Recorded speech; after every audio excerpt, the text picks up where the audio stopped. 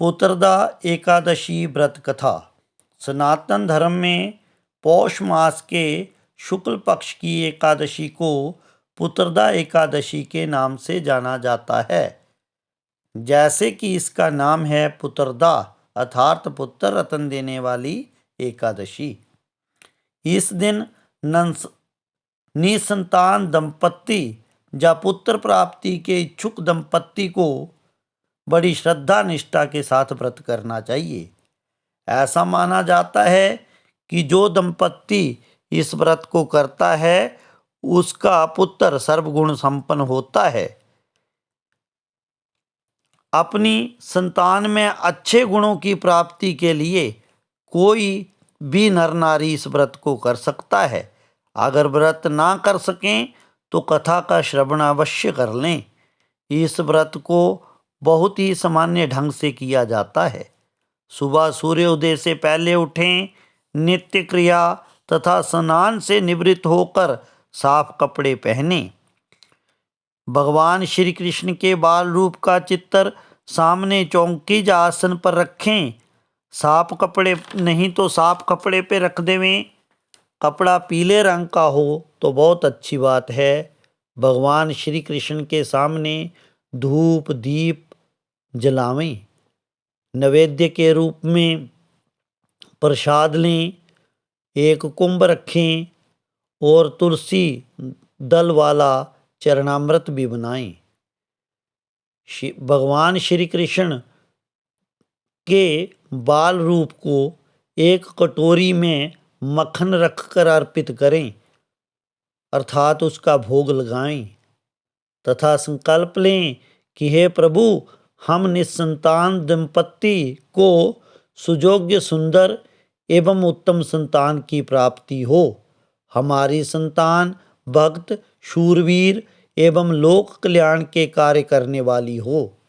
यदि मन में कोई और इच्छा हो तो भी परम पिता परमेश्वर भगवान वासुदेव से विनम्र भाव से इसे मन ही मन मांग लें। हाथ में पूरे खिले हुए पुष्प लें और भगवान को अर्पित कर देवें तथा प्रार्थना करें कि हे भगवान, हमारे ये श्रद्धा पुष्प फल का रूप जल्दी प्राप्त कर लें।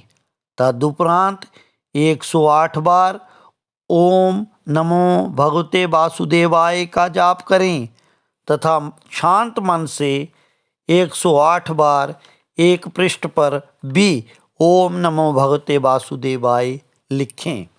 फिर कथा सुने। ये कथा भगवान श्री कृष्ण ने धर्मराज युधिष्ठिर को सुनाई थी। इस कथा के श्रवण मात्र से व्यक्ति तपस्वी विद्वान एवं लक्ष्मीवान हो जाता है। कथा इस प्रकार है। सुकेतु नाम का एक राजा था जो भद्रावती नगरी में राज्य करता था। उसकी पत्नी शैब्या बहुत धार्मिक थी, परंतु संतान न होने के कारण उदास एवं चिंतित रहती थी। राजा को भी इसका दुख था। निसंतान राजा को ये भी डर था कि संतान के बाद राज्य का उत्तराधिकारी कौन बनेगा।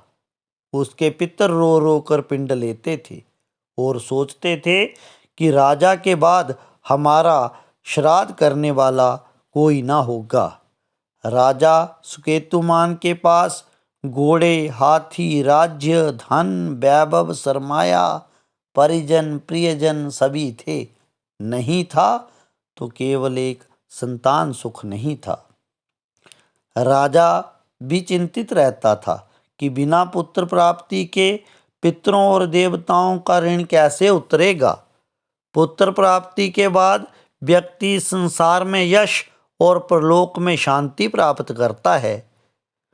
उसके दोनों लोक सुधर जाते हैं। राजा को ऐसा लगता था भगवान उस पर प्रसन्न नहीं है तथा पुत्र प्राप्ति उसकी किस्मत में नहीं है। उसकी किस्मत में पुत्र प्राप्ति नहीं है।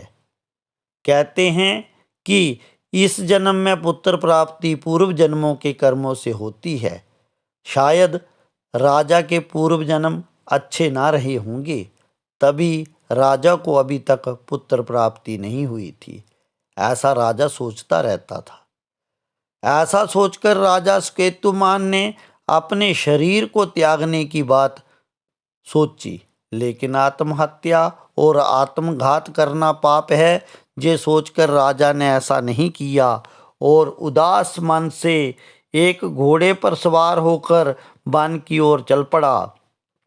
लेकिन जब वहाँ भी राजा ने वन्य पशुओं को अपने बच्चों के साथ भ्रमण करते देखा तो और अधिक उदास हुआ।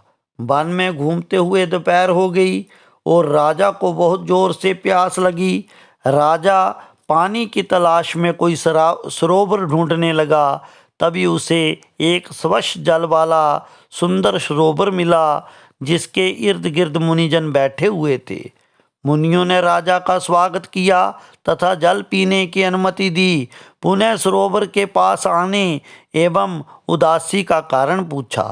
राजा ने बतलाया कि उसके कोई संतान नहीं है।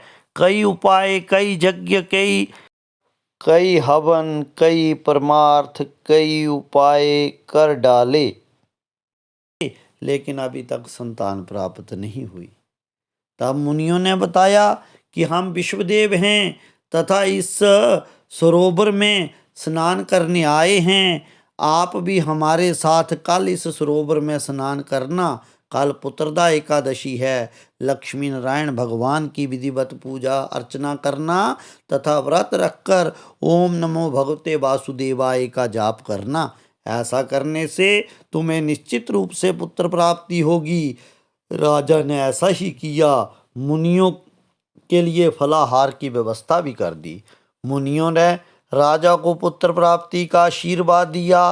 राजा अपने महल में वापस लौट आया तथा उसकी पत्नी शैब्या ने उसे 9 माह के बाद पुत्र रत्न दिया, जो यशस्वी प्रजापालक एवं चक्रवर्ती सम्राट बना।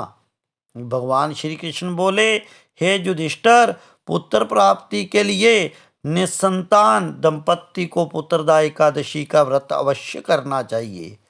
इस व्रत के करने से निश्चित रूप से उत्तम संतान की प्राप्ति होती है तथा जिन लोगों के संतान है, अगर वे भी इस व्रत को करते हैं तो बच्चों की माता पिता में आस्था बढ़ जाती है और वे उनकी सेवा में लीन हो जाते हैं। प्रेम से बोलो ओम नमो भगवते वासुदेवाय नमः।